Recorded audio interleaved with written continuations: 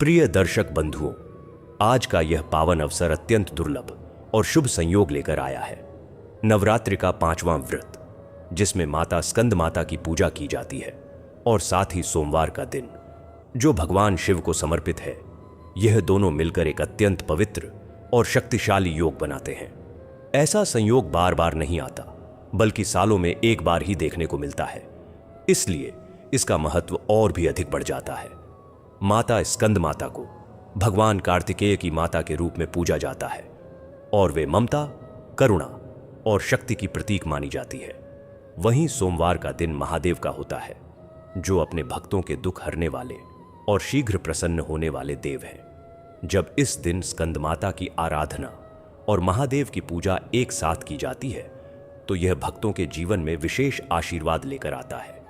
इस पावन संयोग में जो भी भक्त सच्चे मन से व्रत रखते हैं, माता स्कंद माता की पूजा करते हैं और भगवान शिव का अभिषेक करते हैं, उनके जीवन के कष्ट, बाधाएं और दुख धीरे धीरे दूर होने लगते हैं।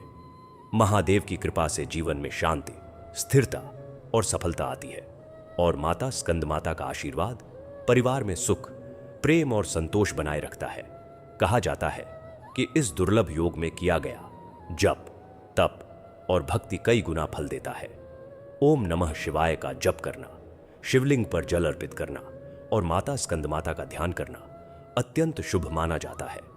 यह दिन हमें यह भी सिखाता है कि जब शक्ति और शिव का संगम होता है, तो जीवन के सभी कष्ट दूर हो सकते हैं।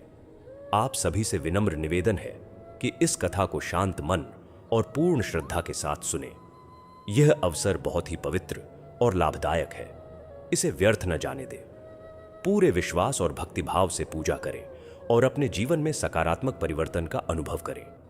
यदि आपको यह संदेश शुभ लगे, तो हमारे इस आध्यात्मिक परिवार से जुड़ने के लिए चैनल को लाइक, शेयर और सब्सक्राइब अवश्य करें। कमेंट में हर हर महादेव और जय माता स्कंद माता लिखकर अपनी श्रद्धा प्रकट करें। माता स्कंद माता और भगवान महादेव हम सभी पर अपनी कृपा दृष्टि बनाए रखें और हमारे जीवन को सुख, शांति और समृद्धि से भर दें। हर हर महादेव। जय माता स्कंद माता। उस गांव का नाम रामपुर था, और रामपुर के पूरब दिशा में एक छोटी सी कच्ची मिट्टी की झोपड़ी थी, जहां सावित्री अपनी माता के साथ रहती थी। सावित्री के पिता का देहांत तब हो गया था जब वह केवल कुछ मास की थी, और तब से उसकी माता ने ही उसे संसार की हर मुश्किल से उबारते हुए पाला था। गांव के लोग कहते थे कि सावित्री जैसी माता भक्त लड़की इस जन्म में कम देखने को मिलती है, और यह बात बिल्कुल सच थी, क्योंकि सावित्री के मन में अपनी माता के प्रति जो प्रेम था, वह शब्दों में बयान नहीं किया जा सकता था। वह अपनी मां को संसार का सबसे बड़ा धन मानती थी, और उसके लिए मां की खुशी ही उसकी सबसे बड़ी खुशी थी। सुबह जब अभी अंधेरा ही होता था, तब सावित्री चुपके से अपने बिस्तर से उठ जाती थी। वह जानती थी कि उसकी माता को जोड़ों में दर्द रहता है, इसलिए वह पानी लाने का काम खुद करती थी। गांव के बीचों बीच जो कुआं था, वहां से घड़े भरकर लाना आसान नहीं था, लेकिन सावित्री कभी शिकायत नहीं करती थी। वह घड़े को अपनी कमर पर टिकाकर 2 बार में सारा पानी भर लाती, और फिर चूल्हा जलाकर मां के लिए चाय बनाती थी। जब मां आंखें खोलती, तो सबसे पहले सावित्री का हाथ उनके माथे पर होता, और वह पूछती, मां, आज कैसी हो तुम? सावित्री का प्रेम सिर्फ सेवा तक सीमित नहीं था, बल्कि वह अपनी मां के मन की हर बात को बिना कहे समझ जाती थी। जब भी मां किसी बात से दुखी होती या आंखों में आंसू ले आती, सावित्री तुरंत उनके पास जाकर बैठ जाती और उनकी गोद में सिर रखकर कहती, मां, तुम हो ना, तो मुझे किसी चीज की चिंता नहीं है। वह अपनी मां से रात में कहानी सुनाने के लिए कहती, और जब मां सुनाती, तो वह आंखें बंद करके चुपचाप सुनती रहती। उसे अपनी मां की आवाज सुनना बहुत अच्छा लगता था, और वह आवाज उसे दुनिया की सबसे मधुर ध्वनि लगती थी। जब सावित्री थोड़ी बड़ी हुई, तो वह अपनी मां के साथ खेतों में काम करने जाने लगी। मां जब थक जाती, तो सावित्री उनके लिए पानी लाती और उनके पैर दबाती। गांव की औरतें यह देखकर हैरान रह जाती कि इतनी छोटी लड़की इतना सब कैसे कर लेती है। लेकिन सावित्री को यह सब करने में कोई मेहनत नहीं लगती थी, क्योंकि वह अपनी मां के लिए जो भी करती थी, वह उसे प्रेम से करती थी, न कि दबाव से। उसकी मां भी उस पर बहुत गर्व करती थी और अक्सर कहती थी कि मेरी सावित्री तो मेरे लिए मां लक्ष्मी के समान है। एक बार सावित्री की मां बहुत बीमार पड़ गई। पूरे 3 दिन तक वह बिस्तर से नहीं उठ पाई। गांव में कोई डॉक्टर नहीं था, सिर्फ एक झोला गांठ वैद्य था जो दूर के गांव से आता था। सावित्री ने अपने पैरों से उस वैद्य के घर तक की दूरी तय की और दवाई लेकर आई। उसने 3 दिन तक अपनी मां की सेवा में कोई कसर नहीं छोड़ी। जब मां ठीक हुई तो उन्होंने सावित्री को गले लगा लिया और कहा, बेटा, तुम मेरे लिए भगवान से कम नहीं हो। सावित्री ने कहा, मां, भगवान तो दूर है, तुम तो मेरे सामने हो, मुझे और क्या चाहिए।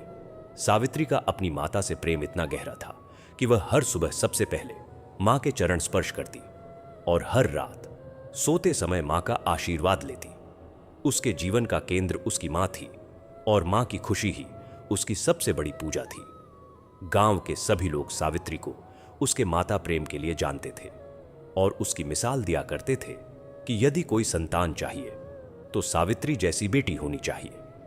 यह सावित्री का बचपन था, जहां उसने अपनी मां के संघर्ष को देखा, अपनी मां के दर्द को समझा और अपने प्रेम से उस दर्द को हराया। यही वह नींव थी जिस पर उसका पूरा जीवन खड़ा था।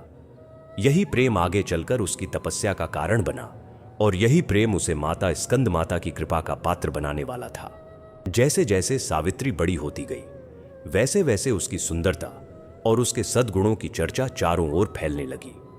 गांव के लोग उसे देखकर कहते थे कि इस लड़की के माता पिता ने कोई पुण्य किया है, जिसे ऐसी बेटी मिली। सावित्री की मां को अब चिंता सताने लगी कि बेटी अब युवा हो गई है, इसका विवाह अच्छे घर में कर देना चाहिए। मां ने कई जगह संदेश भेजा और कुछ ही महीनों में सावित्री का विवाह एक निकट गांव के युवक से तय हो गया। वह युवक साधन संपन्न तो नहीं था, लेकिन बहुत अच्छे स्वभाव का था और सावित्री के गुणों को सुनकर वह उससे मिलने को उत्सुक था। विवाह के दिन पूरे गांव में रौनक थी। सावित्री की मां की आंखों में खुशी के आंसू थे, क्योंकि उनकी बेटी अब ससुराल जा रही थी, लेकिन साथ ही उनके मन में यह भी डर था कि बेटी अब उनसे दूर जा रही है। विवाह के बाद सावित्री अपने पति के साथ उनके गांव चली गई। वहां उसने अपने सास ससुर की सेवा में कोई कसर नहीं छोड़ी। उसने जल्दी ही सबका मन जीत लिया।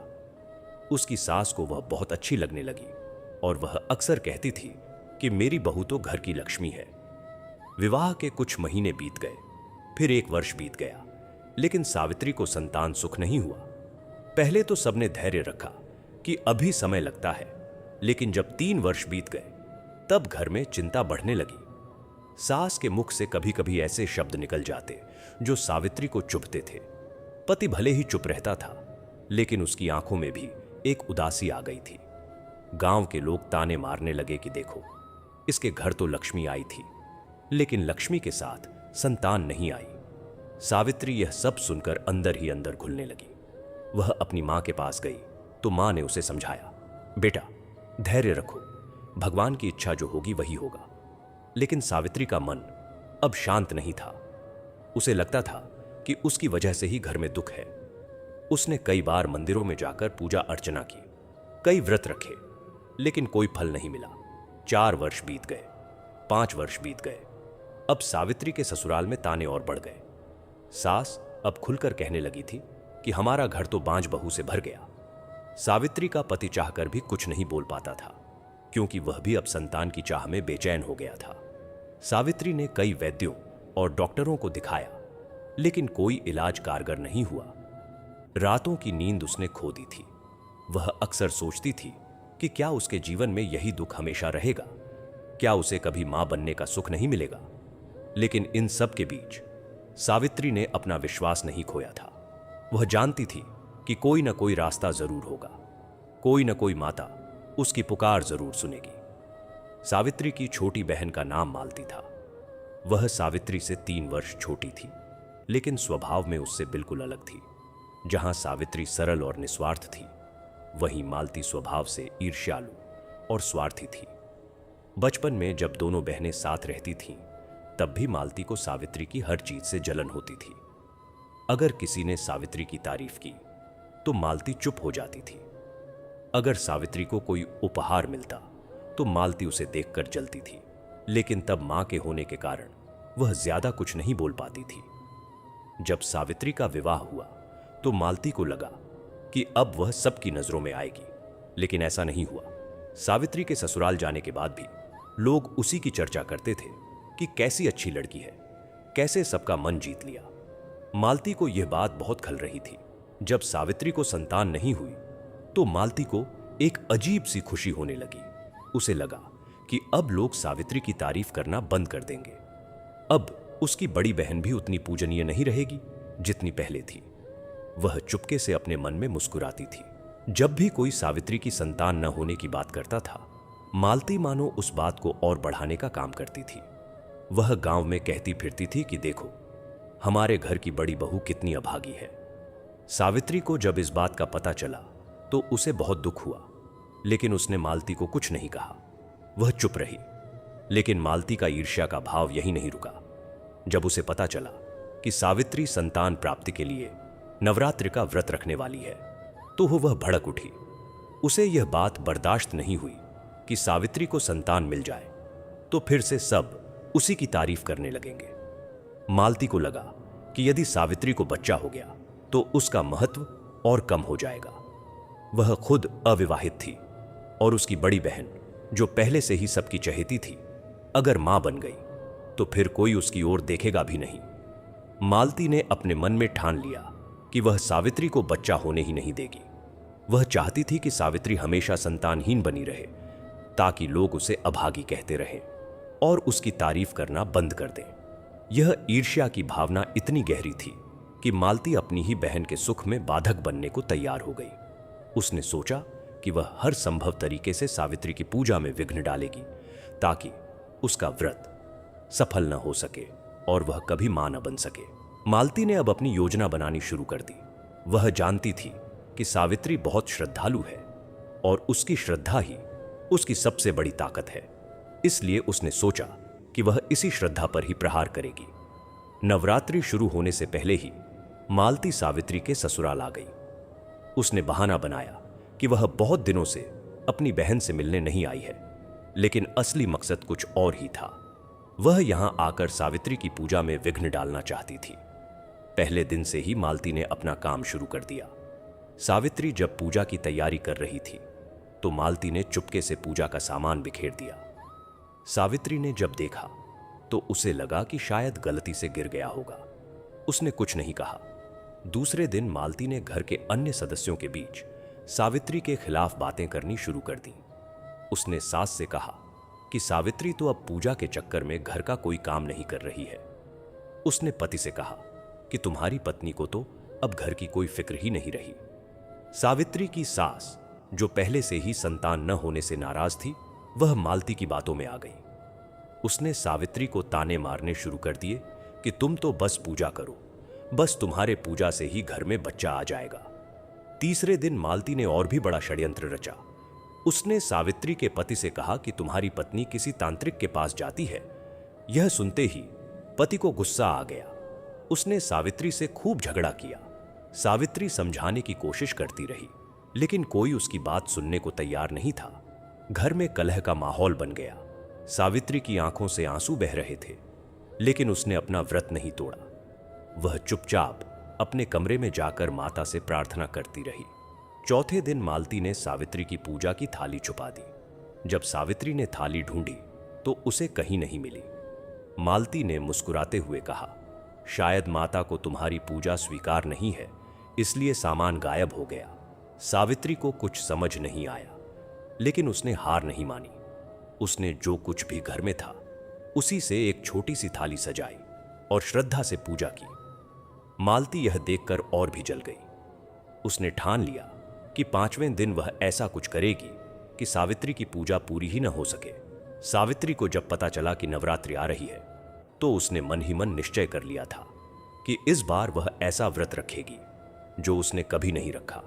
उसने सोचा कि जब तक वह अपने प्राणों की आहुति नहीं देगी तब तक माता उसकी पुकार नहीं सुनेंगी। उसकी मां ने उसे बताया था कि नवरात्रि के 5वें दिन माता स्कंदमाता की पूजा का विशेष महत्व है और जो भक्त सच्चे मन से उस दिन उनकी पूजा करता है उसे संतान सुख अवश्य मिलता है। सावित्री ने यह सुनकर ठान लिया कि वह 5वें दिन माता स्कंदमाता की विशेष पूजा करेगी और उससे पहले 4 दिन का कठोर व्रत रखेगी। उसने निर्जला व्रत रखने का निश्चय किया, यानी बिना पानी के ही व्रत रखना।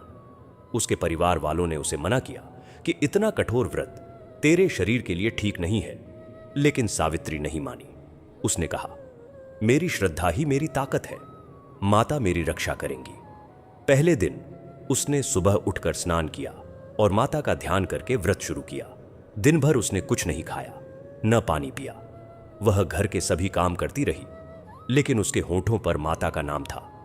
दूसरे दिन उसके शरीर में कमजोरी आने लगी, लेकिन उसने व्रत नहीं तोड़ा। तीसरे दिन उसे चक्कर आने लगे, पर वह डगमगाई नहीं। चौथे दिन उसकी सास ने उससे कहा कि अब बहुत हो गया, व्रत तोड़ दे। लेकिन सावित्री ने कहा, मैंने माता से वादा किया है कि मैं 5 दिन का व्रत रखूंगी और 5वें दिन माता स्कंदमाता की पूजा करूंगी। जब तक वह पूजा पूरी नहीं हो जाती मैं व्रत नहीं तोड़ूंगी। उसके पति ने भी बहुत समझाया, लेकिन सावित्री अपने निर्णय पर अडिग थी। उसने कहा, मेरे जीवन में अब तक जितना भी दुख आया मैंने सह लिया। अब माता ही मेरी एकमात्र आस है। यदि इस व्रत में मेरे प्राण भी चले जाएं, तो मुझे कोई गम नहीं। सावित्री का यह दृढ़ निश्चय देखकर घर के सभी लोग चुप हो गए। मालती भी चुप थी, लेकिन उसके मन में ईर्ष्या की आग और भड़क उठी थी। वह सोच रही थी कि कैसे इस पूजा को असफल किया जाए। सावित्री ने 5वें दिन की तैयारी शुरू कर दी। उसने सोचा कि वह माता स्कंदमाता को बेलपत्र और जंगली फूल चढ़ाएगी, क्योंकि उसने सुना था कि माता को यह सब प्रिय है। उसे नहीं पता था कि मालती ने उसकी सारी तैयारियों पर नजर रख रखी थी और वह उसकी पूजा में बाधा डालने का अंतिम षड्यंत्र रच चुकी थी। नवरात्रि के 5वें दिन की सुबह सावित्री ने ब्रह्म मुहूर्त में ही आंखें खोल दी। उसने पिछले 4 दिनों से निर्जला व्रत रखा था। उसके शरीर में अब शक्ति नाम मात्र की रह गई थी, लेकिन उसकी आंखों में एक अलग ही चमक थी। वह जानती थी कि आज का दिन उसके जीवन का सबसे महत्वपूर्ण दिन है। आज ही वह माता स्कंदमाता की विशेष पूजा करेगी और आज ही उसकी सारी तपस्या का फल मिलेगा या नहीं, यह आज ही तय होगा। उसने अपने मन में संकल्प लिया कि वह आज ऐसी पूजा करेगी जैसी उसने कभी नहीं की।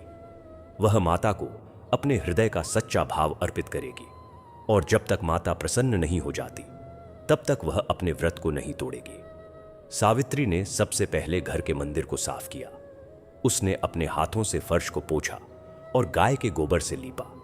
फिर उसने गंगाजल छिड़का, जो उसने 1 साल पहले काशी से मंगवाया था और बड़े संभाल कर रखा था। मंदिर को सजाने के लिए उसने रंगोली बनाई। उसके हाथ कांप रहे थे। भूख और प्यास से उसकी उंगलियां सुन्न हो गई थीं, लेकिन उसने रंगोली बनाना जारी रखा। उसने फूलों से मंदिर के द्वार को सजाया और घी का दीपक जलाया। दीपक की लौ देखते ही उसे लगा मानो माता उसे बुला रही है। अब पूजा की मुख्य तैयारी शुरू हुई। सावित्री ने सोचा कि वह माता स्कंद माता को वह सब कुछ अर्पित करेगी जो माता को प्रिय है। उसने सुना था कि माता स्कंद माता को बेलपत्र अति प्रिय है और जंगली फूल भी उन्हें बहुत भाते हैं। उसने अपनी छोटी सी थाली में बेलपत्र रखने की जगह बनाई और फूलों के लिए एक अलग टोकरी रखी। उसने सोचा कि वह स्वयं जंगल जाकर बेलपत्र और फूल तोड़ेगी, क्योंकि बाजार से लाए हुए फूलों में वह श्रद्धा नहीं थी जो उसके मन में थी। उसने अपनी सास से आज्ञा ली और जंगल की ओर चल पड़ी। जाते समय उसने माता से प्रार्थना की कि हे माता, आज मैं तुम्हारी पूजा करने जा रही हूं, तुम ही मेरी सहायता करो। मैं 4 दिन से बिना पानी के हूं, मेरा शरीर साथ नहीं दे रहा, लेकिन मेरा मन तुम्हारे चरणों में है। मुझे वह शक्ति दो जिससे मैं तुम्हारी पूजा पूरी कर सकूं। सावित्री ने यह संकल्प ले लिया था कि आज वह जैसी भी पूजा करेगी वह अपने हाथों से ही करेगी। कोई भी सामग्री अगर घर में नहीं मिलेगी तो वह जंगल से लाएगी। कोई भी बाधा आएगी तो वह उसे पार करेगी, लेकिन पूजा अधूरी नहीं होने देगी।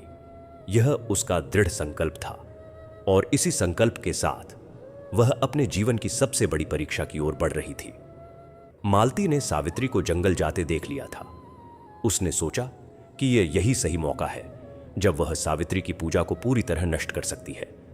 सबसे पहले वह उस कमरे में घुसी जहां सावित्री ने पूजा की सारी सामग्री रखी थी। उसने देखा कि एक थाली में बेलपत्र रखने की जगह बनी है और एक टोकरी में फूल रखने की व्यवस्था है।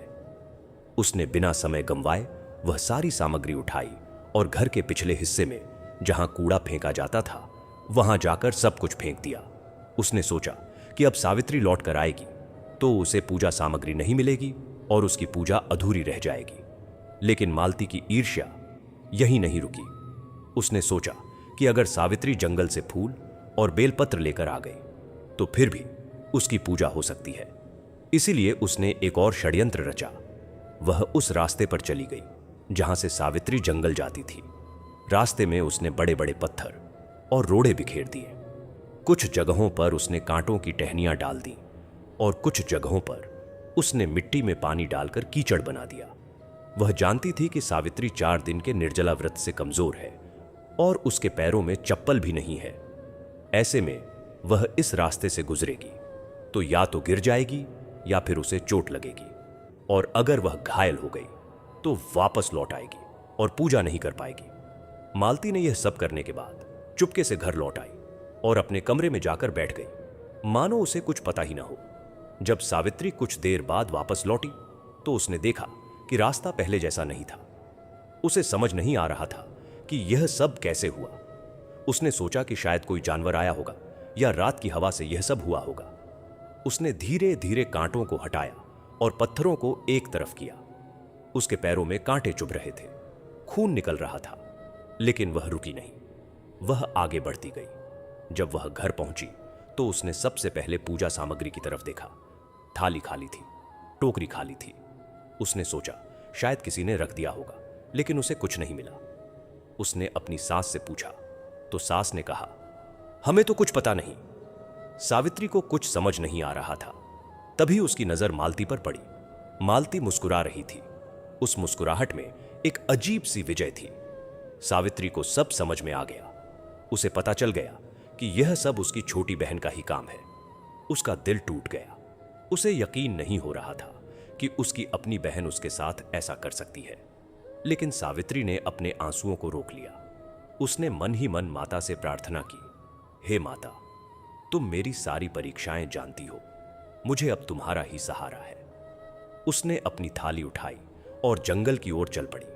वह जानती थी कि अब उसे जंगल से ही फूल और बेलपत्र लाने होंगे, और जो रास्ता उसकी बहन ने मुश्किल बना दिया था उसे उसी रास्ते से जाना होगा। सावित्री ने जब जंगल की ओर कदम बढ़ाया तो उसके पैरों में लगे घाव अभी भी ताजे थे। उसने कोई जूता या चप्पल नहीं पहना था।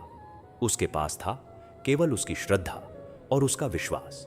वह जानती थी कि माता उसकी परीक्षा ले रही है और वह इस परीक्षा में खरी उतर कर रहेगी। जंगल का रास्ता अब और भी विकट हो गया था। मालती ने जो रोड़े और कांटे बिखेर दिए थे वे अभी भी वहीं पड़े थे, लेकिन सावित्री अब उनसे नहीं डर रही थी। वह धीरे धीरे कदम रखती हुई आगे बढ़ रही थी। हर कदम पर उसके पैरों में कांटे चुभ रहे थे। हर कदम पर दर्द बढ़ रहा था, लेकिन उसके होंठों पर माता का नाम था और उसकी आंखों में माता का ही ध्यान था। जंगल में घुसते ही सावित्री को एक बड़ा बेल का पेड़ मिला। वह पेड़ काफी ऊंचा था और उस पर बेलपत्र लगे हुए थे, लेकिन पेड़ के नीचे चारों ओर कांटों की झाड़ियां थीं। सावित्री ने बिना किसी हिचकिचाहट के कांटों को हाथों से हटाना शुरू किया। उसके हाथों में कांटे चुभने लगे, खून निकलने लगा, लेकिन उसने हार नहीं मानी। वह कांटों के बीच से रास्ता बनाती हुई पेड़ के नीचे पहुंची। उसने धीरे धीरे बेलपत्र तोड़े और अपनी थाली में रखे। वह केवल उतने ही पत्र तोड़ रही थी जितने पूजा के लिए आवश्यक थे। वह किसी भी पेड़ से अधिक नहीं लेना चाहती थी। अब उसे फूलों की आवश्यकता थी। सावित्री जंगल में और गहरी घुसी। वहां कई प्रकार के जंगली फूल खिले हुए थे। कुछ पीले थे, कुछ नीले, कुछ लाल। लेकिन उन फूलों तक पहुंचने के लिए उसे फिर से कांटों और झाड़ियों से गुजरना पड़ा। उसके पैर अब पूरी तरह घावों से भर चुके थे। उसके हाथों से खून रिस रहा था, लेकिन उसके चेहरे पर एक अलग ही तेज था। वह माता का नाम जपती हुई फूल तोड़ रही थी, जैसे वह कोई यज्ञ कर रही हो। उसने फूलों को बड़े प्यार से अपनी टोकरी में सजाया और हर फूल को माता के माथे पर सजाने की कल्पना कर रही थी। जब उसकी टोकरी फूलों से भर गई तो वो वापस लौटने लगी। वापसी का रास्ता भी उतना ही कठिन था जितना आने का था। उसके पैरों में लगे घावों से अब अधिक खून बह रहा था, लेकिन वह रुकी नहीं। वह जानती थी कि अगर वह अब रुक गई तो सब व्यर्थ हो जाएगा। उसने अपनी थाली को दोनों हाथों से संभाल रखा था और धीरे धीरे कदम बढ़ा रही थी। जब वह जंगल से बाहर निकली तो उसके पैरों के निशान खून से लथपथ थे। गांव के कुछ लोगों ने उसे देखा तो वे दौड़ कर आए। उन्होंने कहा, सावित्री, तुम्हारे पैरों से खून बह रहा है, तुम आराम करो। लेकिन सावित्री ने कहा, नहीं, मैं अब आराम नहीं कर सकती। मेरी पूजा का समय निकल रहा है, मुझे जाने दो। उसने अपने घावों की ओर ध्यान भी नहीं दिया। उसके लिए केवल एक ही चीज मायने रखती थी, वह थी उसकी पूजा और उसकी थाली में रखे बेलपत्र और फूल। जब वह घर पहुंची तो उसके सास ससुर और पति सब चौंक गए। उन्होंने उसके पैरों को देखा और आंखें भर आईं। उसकी सास ने कहा, बहू, तुमने तो अपने प्राण ही दे दिए। सावित्री ने कहा, मैया, मेरे प्राण तो माता के हैं और आज मैं वे प्राण भी माता को अर्पित कर दूंगी, लेकिन मेरी पूजा पूरी होगी। उसने अपने हाथों से उन फूलों और बेलपत्रों को साफ किया जिन्हें वह कांटों के बीच से लाई थी, और फिर उसने पूजा की तैयारी शुरू कर दी। माता स्कंद माता ने सावित्री के सिर पर अपना हाथ रखा और उसका आशीर्वाद दिया। उनकी आवाज में करुणा थी और उनके चेहरे पर ममता थी। वे सावित्री की तपस्या देखकर अत्यधिक प्रसन्न थीं। उन्होंने कहा, बेटा, मैंने तुम्हारे हर दुख को देखा है। तुमने जिस धैर्य से यह सब सहा है वह अद्वितीय है। तुम्हारी श्रद्धा ही तुम्हारी सबसे बड़ी ताकत है, और आज मैं तुम्हें वह वरदान देती हूं जिसके लिए तुमने इतना कष्ट उठाया है। माता ने कहा, सावित्री, तुझे एक सुंदर पुत्र होगा। वह पुत्र तेजस्वी होगा, बलवान होगा और सद्गुणों से संपन्न होगा। वह तेरे नाम को रोशन करेगा और तेरी तपस्या का फल सारा संसार देखेगा। यह वरदान मैं तुझे देती हूं और यह वरदान कभी झूठा नहीं होगा। सावित्री ने यह सुना तो वह फूट फूट कर रोने लगी। उसने माता के चरणों में माथा टेक दिया। उसने कहा, हे माता, मुझे और कुछ नहीं चाहिए, बस आपकी कृपा ही मेरे लिए सब कुछ है। उसकी आंखों से खुशी के आंसू बह रहे थे। वह बार बार माता को प्रणाम कर रही थी। माता ने उसे गले से लगा लिया और कहा, बेटा, अब तू चिंता मत कर, घर जा, तेरी मनोकामना पूर्ण होगी। इतना कहकर माता धीरे धीरे अंतर्ध्यान हो गई। उनके जाने के बाद भी पूरा कमरा उस दिव्य प्रकाश से भरा रहा। उस प्रकाश में सावित्री को लग रहा था कि माता अभी भी उसके पास ही हैं। उसने अपनी थाली में रखे फूलों और बेलपत्रों की ओर देखा। वे अब और भी सुगंधित हो गए थे, मानो माता ने उन्हें अपने हाथों से छुआ हो। जब सावित्री मंदिर से बाहर निकली तो उसके चेहरे पर एक अलग ही तेज था। उसके पैरों के घाव अब भी वैसे ही थे, लेकिन उसे कोई पीड़ा नहीं हो रही थी। उसके मन में केवल अपार शांति थी और माता के प्रति अगाध कृतज्ञता थी। उसने पहले अपने पति और सास ससुर को प्रणाम किया और फिर उसने अपनी छोटी बहन मालती की ओर देखा। मालती अब तक चुपचाप खड़ी थी। उसके चेहरे पर ईर्ष्या की जगह अब कुछ और ही भाव था। वह देख रही थी कि उसके सारे षड्यंत्र विफल हो गए और सावित्री की श्रद्धा जीत गई थी। सावित्री ने मालती की ओर देखा और उसे कुछ नहीं कहा। उसने केवल एक बार मुस्कुराकर उसकी ओर देखा। उस मुस्कान में कोई द्वेष नहीं था, कोई शिकायत नहीं थी, केवल एक बहन का अपनी छोटी बहन के प्रति स्नेह था। सावित्री ने माता से प्रार्थना की कि वह मालती के मन से ईर्ष्या की भावना को हमेशा के लिए समाप्त कर दे और उसके मन में भी श्रद्धा और प्रेम का वास हो। सावित्री ने अब अपना व्रत तोड़ा। उसने फलाहार ग्रहण किया और फिर से माता का ध्यान किया। उसे पूरा विश्वास था कि माता का वरदान सच होगा और उसके जीवन में वह दिन जरूर आएगा जब वह मां बनेगी।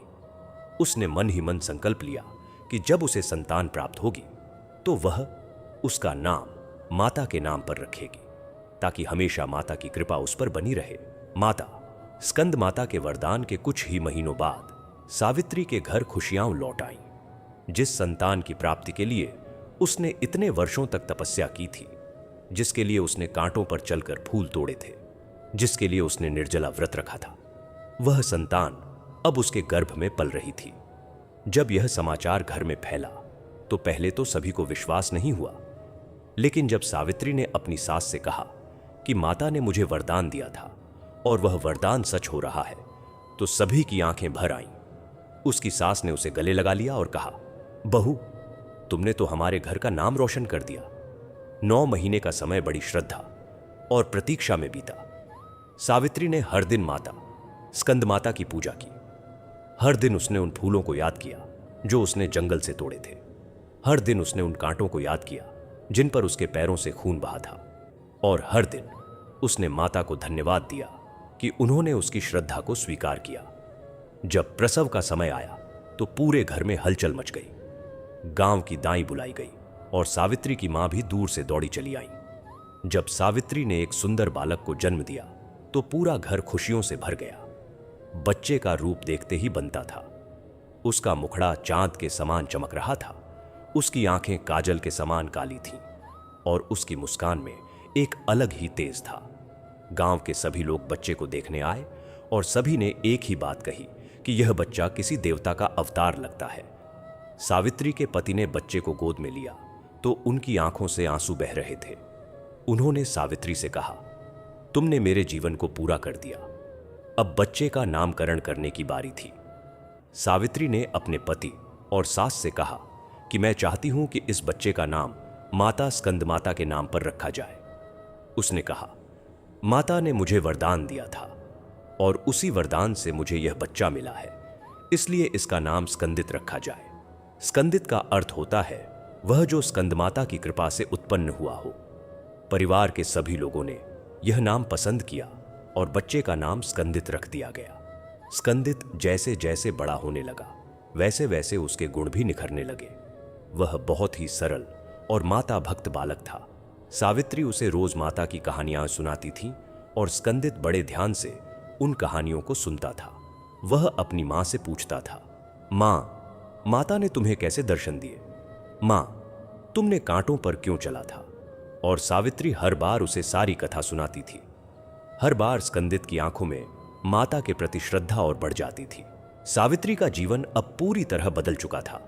जहां कभी उसे ताने मारे जाते थे, वहीं अब लोग उसकी तारीफ करते थे।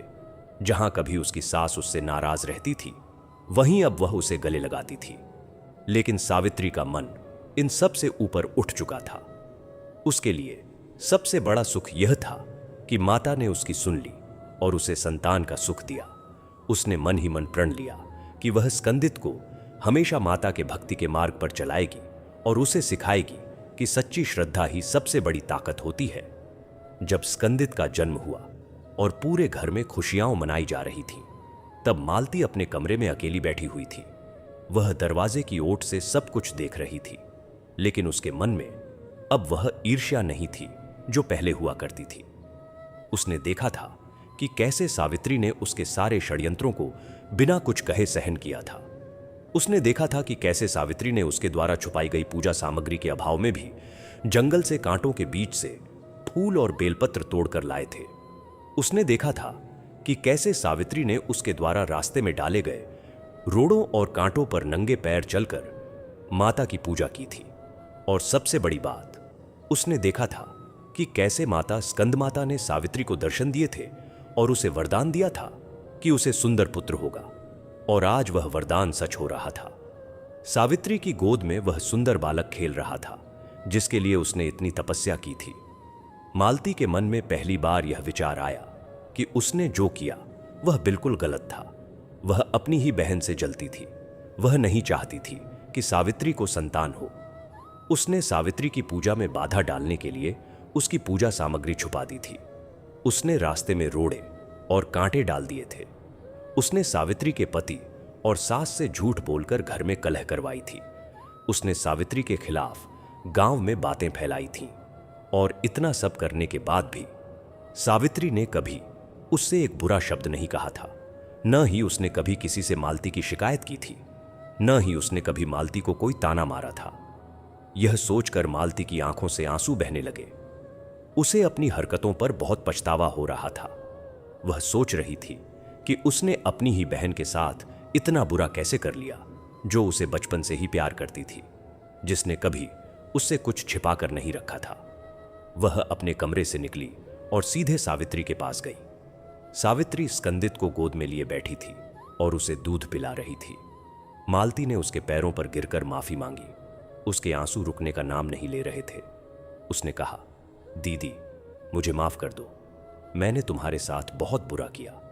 मैंने तुम्हारी पूजा की थाली छुपाई, मैंने रास्ते में रोड़े और कांटे डाले, मैंने तुम्हारे पति से झूठ बोला कि तुम तांत्रिक के पास जाती हो, मैंने तुम्हारी सास से कहा कि तुम घर का काम नहीं करती, मैंने गांव में तुम्हारे खिलाफ बातें फैलाई। दीदी मैं बहुत बुरी हूं, मैं तुम्हारी छोटी बहन होकर भी तुमसे जलती थी। मुझे लगता था कि अगर तुम्हें बच्चा हो गया तो सब लोग तुम्हारी तारीफ करेंगे और मेरी तरफ कोई देखेगा भी नहीं।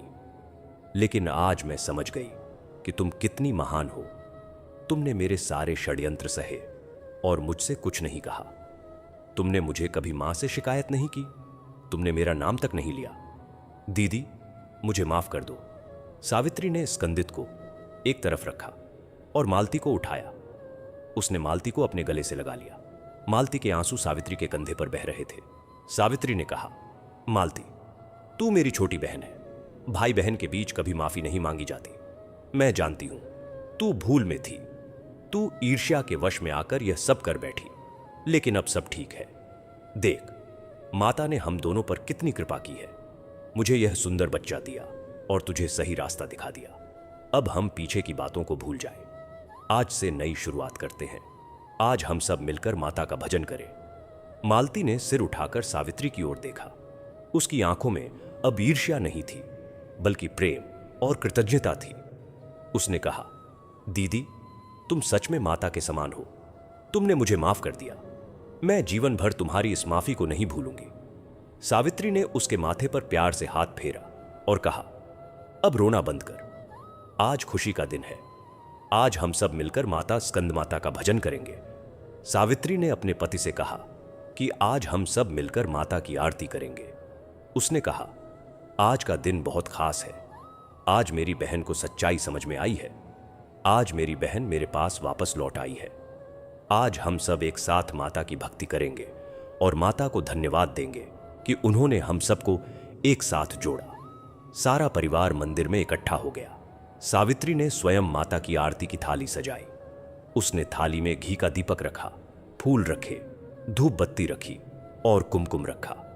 मालती ने मंदिर के चारों ओर फूल बिखेरे। सावित्री की सास ने धूप बत्ती जलाई और सावित्री के पति ने घी का दीपक जलाया। स्कंदित सावित्री की गोद में बैठा था और अपनी छोटी छोटी हथेलियों को जोड़कर माता की ओर देख रहा था। सावित्री ने आरती शुरू की। उसने माता स्कंद माता के भजन गाए। जय स्कंद माता, जय कार्तिकेय माता, जय स्कंद माता, जय कार्तिकेय माता। मालती ने भी उसके साथ स्वर मिलाया।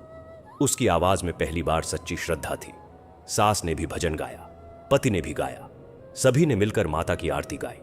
उनकी आवाज पूरे घर में गूंज रही थी और उस आवाज में ईर्ष्या का कोई स्थान नहीं था, द्वेष का कोई स्थान नहीं था। केवल प्रेम था, केवल श्रद्धा थी, केवल माता के प्रति समर्पण था। आरती के बाद सावित्री ने सबको प्रसाद वितरित किया। उसने सबसे पहले मालती को प्रसाद दिया और कहा, यह माता का प्रसाद है, इसे ले और अपने मन से सारी ईर्ष्या को निकाल बाहर कर दे। मालती ने प्रसाद लिया और उस दिन के बाद से उसके स्वभाव में जमीन आसमान का अंतर आ गया। वह अब सावित्री से प्रेम करती थी और स्कंदित को अपने बच्चे की तरह प्यार करती थी। वह हर दिन सावित्री के साथ माता की पूजा करती थी और जब भी कोई उससे पूछता कि तुम कैसे बदल गई, तो वह कहती, मेरी दीदी ने मुझे सिखाया कि ईर्ष्या से कुछ नहीं मिलता, सच्ची श्रद्धा और प्रेम ही सबसे बड़ी ताकत है। डॉक्टरों ने कहा, कोई इलाज नहीं, बच्चे को अलग कर दो, यह बीमारी फैल जाएगी। शहर से आए डॉक्टर ने स्पष्ट शब्दों में कह दिया था कि इस बीमारी का कोई इलाज नहीं है। उसने बताया कि उसने अपने करियर में ऐसे कई मामले देखे हैं, लेकिन अब तक कोई भी बच्चा इस बीमारी से नहीं बच पाया है। उसने कहा कि यह बीमारी हवा के माध्यम से भी फैल सकती है। अगर एक व्यक्ति को यह हो जाए तो पूरा परिवार इसकी चपेट में आ सकता है। उसने सलाह दी कि स्कंदित को पूरी तरह अलग कमरे में रखा जाए, कोई भी उसके पास न जाए, यहां तक कि खाना भी दरवाजे पर रखकर दिया जाए। यह सुनकर घर के सभी लोग सहम गए। सावित्री की सास ने कहा कि अगर यह बीमारी हम सब में फैल गई तो क्या होगा? सावित्री के पति ने भी कहा कि डॉक्टर की बात मान लेनी चाहिए, लेकिन सावित्री ने एक ही बात कही, यह मेरा बच्चा है, मैं इसे अकेला नहीं छोड़ सकती। डॉक्टर ने सावित्री से कहा कि मैं तुम्हारी ममता समझता हूं, लेकिन यह बीमारी बहुत खतरनाक है। तुम अगर इसके पास रहोगी तो तुम भी बीमार हो जाओगी, और तब इस बच्चे की देखभाल कौन करेगा? डॉक्टर की यह बात सुनकर सावित्री कुछ देर चुप रही। फिर उसने कहा कि डॉक्टर साहब, मैं जानती हूं कि यह बीमारी खतरनाक है, लेकिन मैं यह भी जानती हूं कि मेरे बच्चे से बढ़कर मेरे लिए कुछ नहीं है। मैं उसकी मां हूं और मैं उसके साथ रहूंगी, चाहे कुछ भी हो जाए। डॉक्टर ने कुछ दवाइयां दी। उसने कहा कि वह कुछ दिनों बाद आकर देखेगा, लेकिन उसके चेहरे से साफ लग रहा था कि उसे उम्मीद नहीं थी। डॉक्टर के जाने के बाद घर में दो मत हो गए। एक तरफ सास और अन्य लोग थे, वे डॉक्टर की बात मानते हुए स्कंदित को अलग करने के पक्ष में थे। दूसरी तरफ सावित्री थी, वह अपने बच्चे को छोड़ने को तैयार नहीं थी। सावित्री के पति ने उसे समझाने की कोशिश की। उसने कहा कि सावित्री, डॉक्टर सच कह रहे हैं, अगर यह बीमारी हम सब में फैल गई तो क्या होगा? सावित्री ने कहा कि तुम चाहो तो मुझसे दूर हो जाओ, लेकिन मैं अपने बच्चे से दूर नहीं हो सकती। यह वही बच्चा है जिसके लिए मैंने कांटों पर पैर रखे थे। यह वही बच्चा है जिसके लिए मैंने निर्जला व्रत रखा था। यह वही बच्चा है जो माता का वरदान है। मैं इसे कैसे अकेला छोड़ दूं? सावित्री की यह बात सुनकर उसका पति चुप हो गया। वह समझ गया कि सावित्री को अपने बच्चे से अलग करना असंभव है, लेकिन घर के अन्य लोगों का डर कम नहीं हुआ। सास ने कहा कि अगर सावित्री बच्चे के साथ रहेगी तो वह भी बीमार हो जाएगी और फिर पूरे घर में बीमारी फैल जाएगी। सावित्री ने यह सुनकर एक निर्णय लिया। उसने कहा कि अगर ऐसा है तो मैं स्कंदित को लेकर यहां से चली जाती हूं। मैं उसे लेकर कहीं दूर चली जाऊंगी, जहां से यह बीमारी किसी और को नहीं लगेगी। उसके पति ने कहा कि तुम पागल हो गई हो, तुम अकेले बीमार बच्चे को लेकर कहां जाओगी? सावित्री ने कहा कि मुझे नहीं पता, लेकिन मैं जाऊंगी। मैं अपने बच्चे को अकेला नहीं छोड़ सकती, और न ही मैं चाहती हूं कि इस बीमारी से किसी और को कष्ट हो। सावित्री बच्चे को लेकर चंदन वन में चली गई। सावित्री ने उसी रात अपना बिस्तर बांध लिया।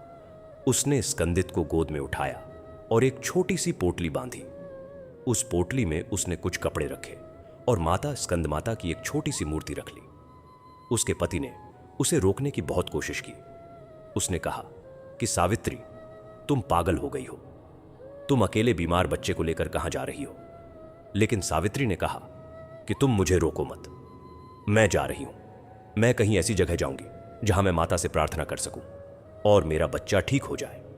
उसकी सास ने भी बहुत समझाया। उसने कहा कि बहू, तुम अकेली कैसे जाओगी? यह जंगल है, यहां जानवर हैं, तुम्हें कुछ हो गया तो क्या होगा? लेकिन सावित्री अपने फैसले पर अडिग थी। उसने कहा कि माता मेरी रक्षा करेंगी, मुझे किसी का डर नहीं है। वह रात के अंधेरे में स्कंदित को लेकर घर से निकल गई। उसे नहीं पता था कि वह कहां जा रही है। उसे बस इतना पता था कि उसे कोई ऐसी जगह चाहिए जहां वह शांति से माता की तपस्या कर सके और उसका बच्चा किसी और को संक्रमित न कर सके। वह पैदल ही चल रही थी। स्कंदित उसकी गोद में बेहोश था। उसके शरीर पर दाने उभर आए थे और बुखार से वह तप रहा था। सावित्री के पैरों में चप्पल भी नहीं थी। वह नंगे पैर ही चल रही थी। उसके पैरों में कांटे चुभ रहे थे, लेकिन वह रुकी नहीं। वह चलती रही। सावित्री पूरी रात चलती रही।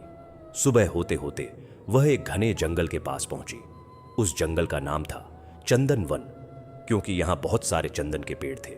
जंगल घना था और वहां कोई नहीं रहता था, लेकिन सावित्री को यह जगह शांत लगी। उसने सोचा कि यहां वह माता की तपस्या कर सकती है और किसी को कोई खतरा भी नहीं होगा। वह जंगल में थोड़ा अंदर गई तो उसे एक छोटा सा कुटिया जैसा स्थान मिला। वहां एक पुराना पेड़ था। उसकी जड़ों के पास एक छोटी सी गुफा सी बनी हुई थी। सावित्री ने उसी गुफा को अपना आश्रय बना लिया। उसने पत्तों का बिछौना बनाया और स्कंदित को उस पर लिटा दिया। उसने माता की मूर्ति को सामने रखा और पूजा शुरू कर दी। जंगल में रहना आसान नहीं था। भूख थी, प्यास थी, जंगली जानवरों का डर था और ऊपर से बीमार बच्चे की चिंता थी। लेकिन सावित्री को इनमें से किसी से कोई फर्क नहीं पड़ रहा था। उसके लिए सबसे बड़ी चिंता यह थी कि उसका स्कंदित कैसे ठीक हो। उसने निश्चय कर लिया कि वह यहां माता स्कंदमाता की तपस्या करेगी, जैसे उसने पहले की थी। पहले दिन उसने स्कंदित को जंगल की जड़ी बूटियों से सींचा। उसने उसके शरीर पर ठंडे पानी की पट्टी रखी। दूसरे दिन स्कंदित की हालत और बिगड़ गई। वह पूरी तरह बेहोश हो गया। सावित्री रात भर उसके पास बैठी रही। वह माता से प्रार्थना करती रही। तीसरे दिन एक संत वहां आए जो जंगल में तपस्या कर रहे थे।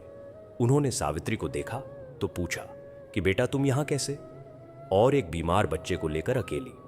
सावित्री ने संत को सब कुछ बता दिया।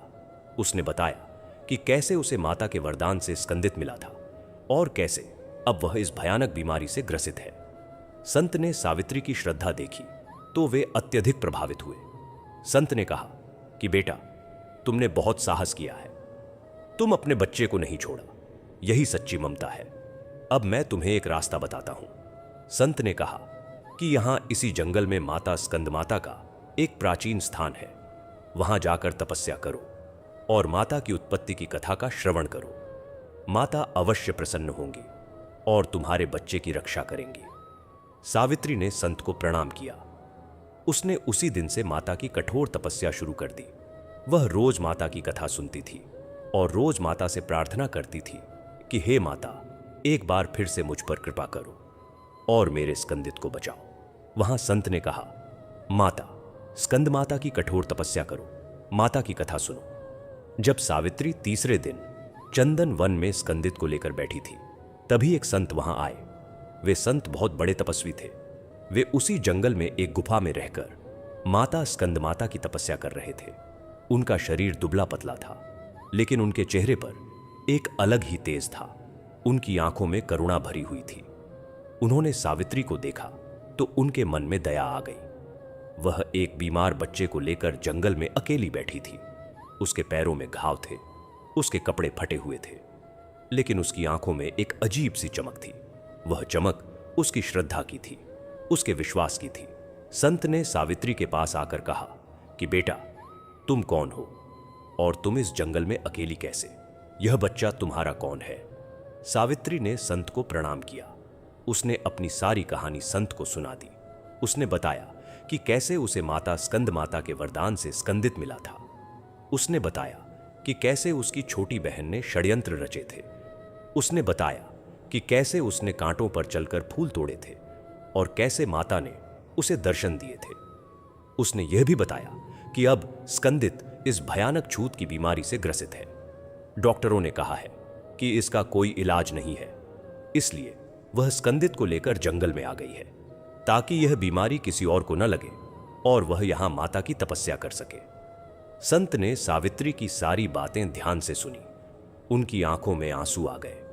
उन्होंने कहा कि बेटा तुमने बहुत साहस किया है, तुमने अपने बच्चे को नहीं छोड़ा। यही सच्ची ममता है, यही सच्ची भक्ति है।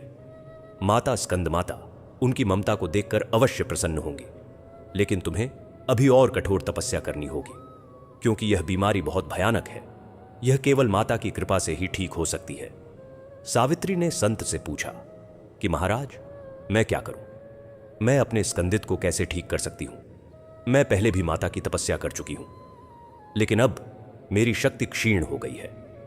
मैं बहुत कमजोर हो गई हूं, फिर भी मैं माता की तपस्या करूंगी। बस मुझे रास्ता बता दीजिए। संत ने कहा कि बेटा तुम्हें माता स्कंद माता की कठोर तपस्या करनी होगी। तुम्हें 5 दिनों तक निर्जला व्रत रखना होगा, जैसे तुमने पहले रखा था। लेकिन इस बार तुम्हारी तपस्या और भी कठोर होगी, क्योंकि इस बार तुम्हारे सामने सिर्फ तुम्हारी अपनी मनोकामना नहीं है, बल्कि तुम्हारे बच्चे की जान है। इसलिए तुम्हें और भी अधिक श्रद्धा और धैर्य से तपस्या करनी होगी। सावित्री ने कहा कि महाराज मैं कुछ भी करूंगी, बस मेरा स्कंदित ठीक हो जाए। मैं अपने प्राण दे दूंगी, लेकिन उसे बचा लूंगी। संत ने कहा कि केवल तपस्या ही काफी नहीं है, तुम्हें माता स्कंद माता की उत्पत्ति की कथा भी सुननी होगी। उस कथा को सुनने से तुम्हारी श्रद्धा और भी गहरी हो जाएगी। माता की कथा सुनने से तुम्हें यह पता चलेगा कि माता कितनी महान है, उन्होंने कितने बड़े असुरों का नाश किया है और वह कैसे अपने भक्तों की रक्षा करती है। जब तुम यह कथा सुनोगी तो तुम्हारा मन और भी शुद्ध हो जाएगा और तुम्हारी तपस्या और भी सशक्त हो जाएगी। संत ने कहा कि बेटा, तुम यहां इसी गुफा में रहो। मैं तुम्हें रोज माता की कथा सुनाऊंगा और तुम 5 दिनों तक कठोर तपस्या करना। पहले दिन से ही निर्जला व्रत रखना और माता का ध्यान करना। मैं तुम्हारे साथ हूं। मैं तुम्हारी तपस्या में कोई कमी नहीं आने दूंगा। सावित्री ने संत के चरणों में प्रणाम किया। उसकी आंखों से खुशी के आंसू बह रहे थे। उसने कहा कि महाराज, आपने मुझे रास्ता दिखा दिया। अब मैं निश्चित रूप से यह तपस्या करूंगी। माता मेरी सुनेंगी। मेरा स्कंदित ठीक हो जाएगा। संत ने उसे आशीर्वाद दिया। उन्होंने कहा कि बेटा, तुम्हारी श्रद्धा देखकर मैं कह सकता हूं कि माता अवश्य तुम पर प्रसन्न होंगी। तुम धैर्य रखो और अपनी तपस्या में लग जाओ। उसी दिन से सावित्री ने अपनी तपस्या शुरू कर दी। उसने स्कंदित को गुफा में लिटा दिया। उसके सिरहाने माता की मूर्ति रख दी और वह स्वयं माता के सामने बैठ गई। उसने संकल्प लिया कि वह 5 दिनों तक निर्जला व्रत रखेगी और माता की कथा सुनेगी। संत रोज उसके पास आते थे और उसे माता स्कंद माता की उत्पत्ति की कथा सुनाते थे। सावित्री बड़े ध्यान से वह कथा सुनती थी। उसकी आंखों में श्रद्धा थी। उसके होंठों पर माता का नाम था और उसके हृदय में केवल एक ही चाह थी कि उसका स्कंदित ठीक हो जाए। संत ने माता स्कंद माता की उत्पत्ति कथा सुनाई। चंदन वन में जब सावित्री ने 5 दिनों की कठोर तपस्या का संकल्प लिया तो संत प्रतिदिन उसके पास आते थे और उसे माता स्कंद माता की उत्पत्ति की कथा सुनाते थे। सावित्री बड़े ध्यान से वह कथा सुनती थी। उसकी आंखों में श्रद्धा थी और उसके हृदय में माता के प्रति अपार विश्वास था। संत ने कहा कि बेटा, यह कथा बहुत प्राचीन है। यह उस समय की है जब देवताओं और असुरों में भयंकर युद्ध हुआ करता था। यह कथा माता स्कंद माता की महिमा को दर्शाती है। इस कथा को सुनने से तुम्हारी श्रद्धा और भी गहरी हो जाएगी और माता तुम पर अवश्य प्रसन्न होंगी। संत ने अपनी आंखें बंद कर ली और फिर धीरे धीरे कथा का वर्णन शुरू किया। संत ने कहा कि बहुत समय पहले की बात है। तारकासुर नामक एक भयंकर राक्षस था। वह अत्यंत शक्तिशाली और पराक्रमी था। उसने अपनी कठोर तपस्या से ब्रह्मा जी को प्रसन्न कर लिया। ब्रह्मा जी उसकी तपस्या से अत्यधिक प्रसन्न हुए और उससे वरदान मांगने को कहा। तारकासुर ने कहा कि हे ब्रह्मा देव, मुझे यह वरदान दीजिए कि मेरी मृत्यु केवल शिव के पुत्र के हाथों ही हो। ब्रह्मा जी ने उसे यह वरदान दे दिया। तारकासुर को यह वरदान मिलते ही वह और भी अहंकारी हो गया। उसने सोचा कि शिव तो महादेव हैं और उनका कोई पुत्र नहीं है। शिवजी तो सदा ध्यान में लीन रहते हैं। उनका विवाह ही नहीं हुआ है, फिर उनका पुत्र कैसे हो सकता है? ऐसे में मेरी मृत्यु कभी नहीं हो सकती। यह सोचकर तारकासुर ने देवताओं पर आक्रमण कर दिया। उसने स्वर्ग पर अधिकार कर लिया। देवताओं को परेशान करने लगा। उसने इंद्र के सिंहासन को छीन लिया। उसने देवताओं को अपना दास बना लिया। सभी देवता त्रस्त हो गए। वे कहीं का नहीं रहा। देवताओं का राजा इंद्र भी अपना सिंहासन खो बैठा। देवता इधर उधर भागने लगे। तारकासुर का अत्याचार असहनीय हो गया था। वह देवताओं को अपमानित करता था, उनकी पूजा में विघ्न डालता था, आर्ष मुनियों की तपस्या को भंग करता था। सभी देवता इकट्ठा हुए और उन्होंने सोचा कि अब केवल एक ही उपाय है। तारकासुर का वध करने के लिए शिव का पुत्र आवश्यक है। इसलिए सबसे पहले शिवजी का विवाह कराना होगा। लेकिन शिवजी तो सदा ध्यान में लीन रहते हैं। उनका ध्यान कैसे भंग किया जाए? देवताओं ने मिलकर कामदेव को भेजने का निर्णय लिया। कामदेव को कहा गया कि तुम जाकर शिवजी के ध्यान को भंग करो। कामदेव ने वसंत ऋतु के साथ कैलाश पर्वत पर जाकर अपने बाण चलाए। शिवजी का ध्यान टूटा और उनकी आंखें खुल गईं। जब उन्होंने देखा कि कामदेव उनके ध्यान में बाधा डाल रहा है तो उन्होंने क्रोध में आकर अपनी तीसरी आंख खोल दी। उस अग्नि से कामदेव भस्म हो गए। लेकिन शिवजी का ध्यान टूट चुका था। उनके मन में माता पार्वती के प्रति प्रेम जागृत हो गया था। संत ने आगे कहा कि माता पार्वती हिमालय की पुत्री थी। वे बचपन से ही शिवजी की भक्ति में लीन रहती थीं। उनका मन शिवजी के चरणों में रमता था। वे सुन चुकी थीं कि शिवजी सबसे महान देवता हैं। वे सभी देवताओं के देवता हैं। उन्होंने निश्चय कर लिया था कि वह केवल शिवजी को ही पति रूप में प्राप्त करेंगी। लेकिन शिवजी का विवाह कराना आसान नहीं था। शिवजी सदा ध्यान में लीन रहते थे। उन्हें संसार से कोई लेना देना नहीं था। माता पार्वती ने शिवजी को पति रूप में पाने के लिए कठोर तपस्या शुरू कर दी। वह घोर तपस्या में लीन हो गई। गर्मी के दिनों में वह 5 अग्नियों के बीच बैठकर तपस्या करती थीं। उनके शरीर से पसीना बहता था, लेकिन वह डिगती नहीं थी। सर्दी के दिनों में वह बर्फ में बैठकर तपस्या करती थी। उनका शरीर कांपता था, लेकिन वह हार नहीं मानती थी। वर्षा के दिनों में वह खुले आसमान के नीचे बैठी रहती थी। उनके शरीर पर पानी गिरता था, लेकिन वह अपने ध्यान से विचलित नहीं होती थी। वह केवल पत्ते खाकर रहती थी। कभी कभी तो वह पत्ते भी नहीं खाती थी। वह निराहार रहकर तपस्या करती थी। उनकी इस कठोर तपस्या से सभी देवता प्रसन्न हुए और ऋषि मुनियों ने उनकी स्तुति की। उनकी तपस्या हजारों वर्षों तक चलती रही। अंत में शिवजी स्वयं प्रकट हुए। वह माता पार्वती की तपस्या से अत्यधिक प्रसन्न हुए। उन्होंने कहा कि मैं तुम्हारी तपस्या से प्रसन्न हूं। मैं तुम्हें पति रूप में स्वीकार करता हूं। इस प्रकार शिवजी और माता पार्वती का विवाह हुआ। यह विवाह अद्भुत था। इसमें सभी देवता सम्मिलित हुए। सभी ऋषि मुनि आए। विवाह में बड़ी धूमधाम रही। विवाह के बाद शिवजी और माता पार्वती कैलाश पर्वत पर रहने लगे। संत ने आगे कहा कि शिवजी और माता पार्वती का विवाह तो हो गया, लेकिन अभी तक उनका कोई पुत्र नहीं हुआ था। देवता अब भी तारकासुर से परेशान थे। वे चाहते थे कि शिवजी और माता पार्वती को पुत्र हो, ताकि वह तारकासुर का वध कर सके। एक दिन देवताओं ने मिलकर अग्निदेव से प्रार्थना की। अग्निदेव शिवजी के पास गए। उन्होंने शिवजी के वीर्य को ग्रहण किया, लेकिन वह वीर्य इतना तेज था कि अग्निदेव भी उसे धारण नहीं कर सके। उनका शरीर जलने लगा। उन्होंने वह वीर्य गंगा जी में डाल दिया।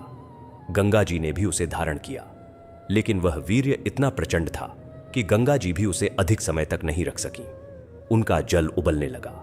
उन्होंने उसे एक सरोवर के किनारे रख दिया। वहां 6 कृत्तिका देवियां आईं। उन्होंने उस बालक को देखा। वह बालक अत्यंत सुंदर और तेजस्वी था। उसके शरीर से प्रकाश निकल रहा था। कृत्तिका देवियों ने उस बालक को गोद में उठा लिया। उन्होंने उसका पालन पोषण किया।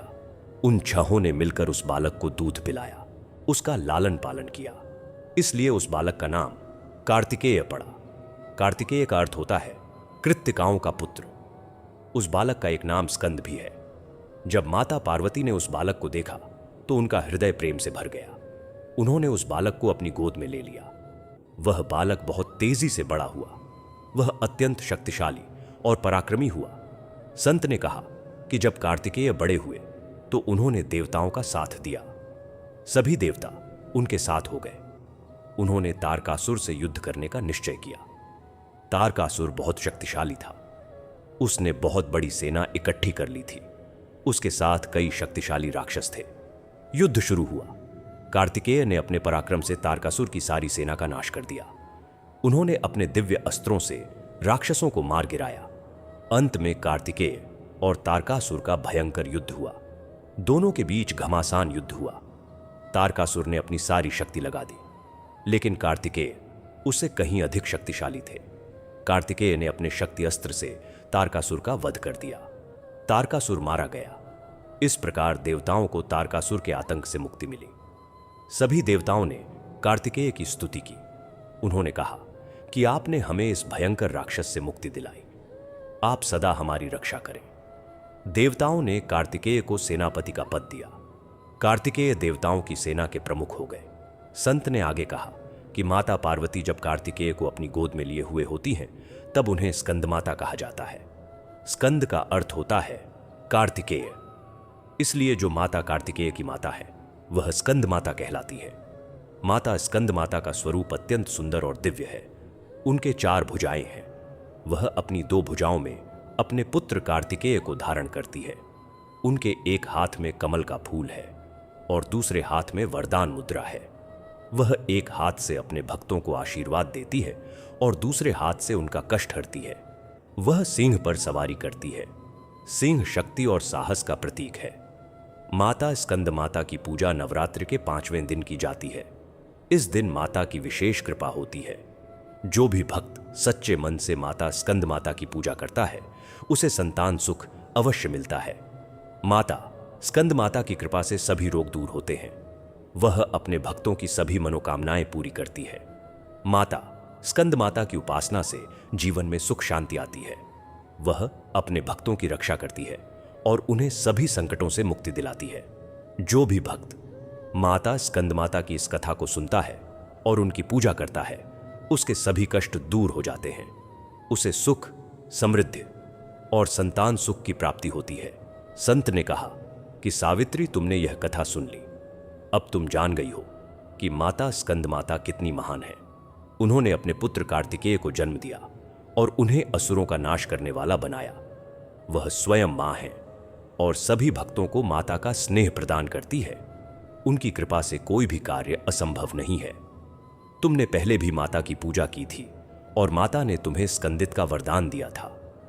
अब फिर से तुम माता की तपस्या करो। माता की इस कथा को ध्यान में रखो। माता अवश्य तुम पर प्रसन्न होंगी और तुम्हारा स्कंदित ठीक हो जाएगा।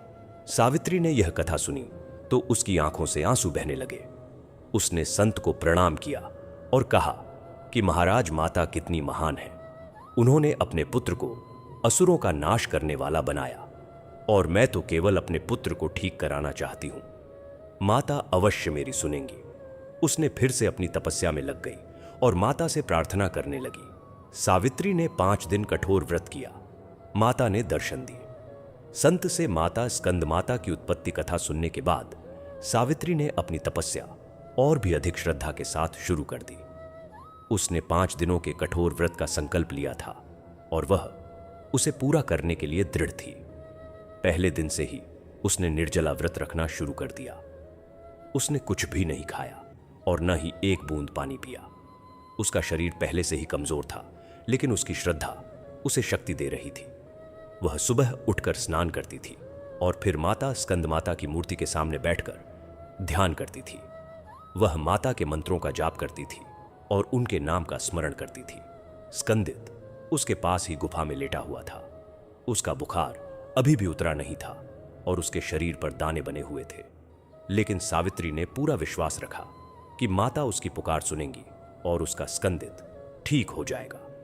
दूसरे दिन सावित्री की कमजोरी और बढ़ गई। उसके शरीर में अब शक्ति नाम मात्र की रह गई थी। उसके हाथ पैर कांपने लगे थे, लेकिन उसने व्रत नहीं तोड़ा। वह बार बार माता से प्रार्थना करती थी। तीसरे दिन उसकी हालत और भी नाजुक हो गई। उसे चक्कर आने लगे और कभी कभी वह गिर जाती थी। संत उसके पास आते थे और उसे धैर्य रखने को कहते थे। वे कहते थे कि बेटा, माता तुम्हारी तपस्या देख रही है, वह अवश्य तुम पर प्रसन्न होंगी। सावित्री संत की बातों से शक्ति लेती थी और फिर से अपनी तपस्या में लग जाती थी। चौथे दिन सावित्री लगभग बेहोश होने लगी थी। उसकी आंखों के सामने अंधेरा छाने लगा था, लेकिन उसने माता का नाम जपना नहीं छोड़ा। उसके होंठों पर केवल माता स्कंद माता का नाम था। उसने सोचा कि अब उसके प्राण निकल रहे हैं, लेकिन वह तब तक नहीं रुकेगी जब तक माता दर्शन नहीं देती। 5वें दिन की सुबह हुई। सावित्री ने स्नान किया और माता के सामने बैठ गई। उसका शरीर अब पूरी तरह से कमजोर हो चुका था। वह मुश्किल से बैठ पा रही थी, लेकिन उसकी आंखों में एक अलग ही चमक थी। उसने आंखें बंद कर लीं और माता का ध्यान करने लगी। वह अपने पूरे हृदय से माता से प्रार्थना कर रही थी। अचानक पूरी गुफा दिव्य प्रकाश से भर गई। उस प्रकाश में माता स्कंद माता प्रकट हुई। उनके 4 भुजाएं थीं। वह अपनी 2 भुजाओं में अपने पुत्र कार्तिकेय को लिए हुए थीं। उनके एक हाथ में कमल का फूल था और दूसरे हाथ में वरदान मुद्रा थी। वह सिंह पर सवार थी। उनके मुख पर करुणा और ममता थी। सावित्री ने जब यह दिव्य दर्शन देखा तो उसकी आंखों से आंसुओं की धार बह निकली। वह माता के चरणों में गिर पड़ी। उसने कहा कि हे माता, आपने मेरी पुकार सुन ली। मेरा जीवन सफल हो गया। माता ने उसे उठाया और कहा कि बेटा, मैं तुम्हारी तपस्या से अति प्रसन्न हूं। तुमने 5 दिनों तक इतनी कठोर तपस्या की है। तुमने अपने बच्चे के लिए अपने प्राणों की आहुति दे दी। मैं तुम्हें आशीर्वाद देती हूं। माता के आशीर्वाद से बच्चा पूरी तरह ठीक हो गया। माता स्कंद माता ने सावित्री को आशीर्वाद दिया और कहा कि बेटा, अब तुम चिंता मत करो। तुम्हारा पुत्र स्कंदित पूरी तरह ठीक हो जाएगा। उसकी बीमारी जड़ से समाप्त हो जाएगी। वह फिर से स्वस्थ और बलवान होगा। माता के यह शब्द सुनते ही सावित्री के मन से सारी चिंता समाप्त हो गई। उसने माता के चरणों में प्रणाम किया और माता अंतर्ध्यान हो गई। माता के जाने के बाद भी गुफा में वह दिव्य प्रकाश कुछ देर तक बना रहा। सावित्री तुरंत स्कंदित के पास गई। उसने देखा कि स्कंदित के शरीर का बुखार उतर चुका था। उसके शरीर पर जो लाल लाल दाने थे वे धीरे धीरे कम होने लगे थे। उसकी आंखें खुल गई थीं और वह अपनी मां की ओर देख रहा था। स्कंदित ने धीमी आवाज में मां कहकर पुकारा। यह आवाज सुनते ही सावित्री की आंखों से आंसू बहने लगे। उसने स्कंदित को गोद में उठा लिया और उसे छाती से लगा लिया। उसने कहा कि बेटा, माता ने तुम्हें बचा लिया, अब तुम बिल्कुल ठीक हो जाओगे। धीरे धीरे स्कंदित की हालत में सुधार होने लगा। उसके शरीर के सारे दाने समाप्त हो गए। उसका बुखार पूरी तरह उतर गया। वह फिर से खाना पीना शुरू करने लगा। दूसरे दिन तक स्कंदित पूरी तरह स्वस्थ हो गया। वह उठकर बैठने लगा और अपनी मां के साथ खेलने लगा। सावित्री ने संत को इस समाचार से अवगत कराया। संत ने कहा कि बेटा, माता की कृपा से ही यह संभव हुआ है। तुम्हारी श्रद्धा और तुम्हारी तपस्या ने माता को प्रसन्न कर लिया। अब तुम अपने बच्चे को लेकर घर लौट जाओ। सावित्री ने संत को प्रणाम किया और उनके चरणों में आशीर्वाद मांगा। संत ने उसे आशीर्वाद दिया और कहा कि जाओ बेटा, अब तुम्हारे जीवन में कोई दुख नहीं आएगा। सावित्री ने स्कंदित को लेकर घर लौटने की तैयारी की। जब वह जंगल से बाहर निकली तो स्कंदित उसके साथ खेलता हुआ चल रहा था। उसकी आंखों में चमक थी और उसके गालों पर लाली लौट आई थी। सावित्री का मन अपार खुशी से भर गया था। उसने माता को धन्यवाद दिया कि उन्होंने उसकी सुन ली और उसके स्कंदित को बचा लिया। वह सोच रही थी कि जैसे माता ने पहले उसे स्कंदित का वरदान दिया था, वैसे ही अब उसे फिर से उसी स्कंदित को बचाने का वरदान दिया। सावित्री के मन में माता के प्रति अपार कृतज्ञता थी। उसने निश्चय किया कि वह जीवन भर माता स्कंद माता की भक्ति करेगी और उनकी महिमा का गान करेगी। जब वह घर पहुंची तो उसके पति, सास और मालती सब उससे मिलने दौड़े। स्कंदित को पूरी तरह स्वस्थ देखकर सबकी आंखों में खुशी के आंसू आ गए। सभी ने सावित्री की श्रद्धा और साहस की प्रशंसा की और माता स्कंद माता को धन्यवाद दिया। स्कंदित बड़ा हुआ तो माता का भजन कीर्तन करने लगा और एक छोटा सा मंदिर बनवाया। माता स्कंद माता की कृपा से स्कंदित पूरी तरह स्वस्थ हो गया था। सावित्री उसे लेकर घर लौट आई और अब स्कंदित दिन प्रतिदिन बड़ा होने लगा। वह पहले से भी अधिक सुंदर और तेजस्वी हो गया था। उसकी आंखों में एक अलग ही चमक थी और उसके चेहरे पर माता की कृपा स्पष्ट दिखाई देती थी। स्कंदित जब थोड़ा और बड़ा हुआ तो उसने अपनी मां सावित्री से माता स्कंद माता की सारी कथा सुन ली थी। उसने सुना था कि कैसे उसकी मां ने उसे पाने के लिए कांटों पर पैर रखे थे। उसने सुना था कि कैसे उसकी मां ने निर्जला व्रत रखा था और माता ने उसे दर्शन दिए थे। उसने सुना था कि कैसे वह स्वयं भयंकर बीमारी से ग्रसित हो गया था और कैसे उसकी मां ने फिर से माता की तपस्या करके उसे बचाया था। ये सारी कथाएं सुनकर स्कंदित के मन में माता स्कंद माता के प्रति अपार श्रद्धा और भक्ति जागृत हो गई। स्कंदित अब रोज सुबह उठकर सबसे पहले माता स्कंद माता की पूजा करता था। वह अपनी मां के साथ मंदिर जाता था और घंटा बजाता था। वह माता के भजन गाने लगा था। उसकी आवाज बहुत मधुर थी और जब वह भजन गाता था तो सुनने वाले सभी लोग मंत्रमुग्ध हो जाते थे। वह माता स्कंद माता के कीर्तन करता था और उनकी महिमा का गान करता था। गांव के लोग उसके भजन सुनने के लिए इकट्ठा होने लगे। वे कहते थे कि इस बच्चे की आवाज में दिव्यता है। यह सच में माता की कृपा से ही उत्पन्न हुआ है। जैसे जैसे स्कंदित बड़ा होता गया वैसे वैसे उसकी माता के प्रति भक्ति और भी गहरी होती गई। उसने अपनी मां से कहा कि मां, मैं माता स्कंद माता का एक मंदिर बनवाना चाहता हूं जहां लोग आकर माता की पूजा कर सके, जहां मैं रोज माता के भजन कीर्तन कर सकूं। सावित्री ने अपने पुत्र की इस इच्छा को सुना तो उसकी आंखों में खुशी के आंसू आ गए। उसने कहा कि बेटा, यह बहुत अच्छा विचार है। माता ने हम पर बहुत कृपा की है। उनका मंदिर बनवाना हमारा कर्तव्य है। स्कंदित ने अपने गांव में ही एक छोटा सा स्थान चुना। वहां उसने अपने हाथों से माता स्कंद माता का एक छोटा सा मंदिर बनवाया। मंदिर छोटा था लेकिन बहुत सुंदर था। उसने मंदिर में माता की मूर्ति स्थापित की। माता की मूर्ति अत्यंत सुंदर थी। उनके 4 भुजाएं थीं और वह अपने पुत्र कार्तिकेय को गोद में लिए हुए थी। स्कंदित ने मंदिर के चारों ओर फूलों के पौधे लगाए। वह रोज सुबह उठकर मंदिर की सफाई करता था, फूल तोड़ता था और माता को चढ़ाता था। वह माता के भजन कीर्तन करता था और पूरे गांव के लोग उसके साथ जुड़ने लगे। धीरे धीरे उस छोटे से मंदिर की ख्याति चारों ओर फैल गई। दूर दूर से लोग माता स्कंद माता के दर्शन करने आने लगे। वे स्कंदित के भजन सुनते थे और उसकी श्रद्धा देखकर अचंभित हो जाते थे। स्कंदित हर दिन मंदिर में आरती करता था और प्रसाद वितरित करता था। उसने अपनी मां सावित्री को मंदिर की मुख्य पुजारिन बना दिया। सावित्री भी पूरे मन से माता की सेवा में लग गई। एक दिन स्कंदित ने मंदिर में एक बड़ा भजन आयोजन किया। उसने पूरे गांव के लोगों को बुलाया। उसने अपनी मां, अपने पिता और अपनी मासी मालती सबके साथ मिलकर माता स्कंद माता के भजन गाए। उस दिन पूरा गांव भक्ति में डूब गया। सभी ने मिलकर माता की आरती की और प्रसाद ग्रहण किया। स्कंदित ने सभी से कहा कि माता स्कंद माता की कृपा से ही मुझे जीवन मिला है। माता की कृपा से ही मैं इस भयंकर बीमारी से बचा हूं। इसलिए मैंने यह मंदिर बनवाया है ताकि सभी लोग माता की भक्ति कर सकें और उनकी कृपा प्राप्त कर सकें।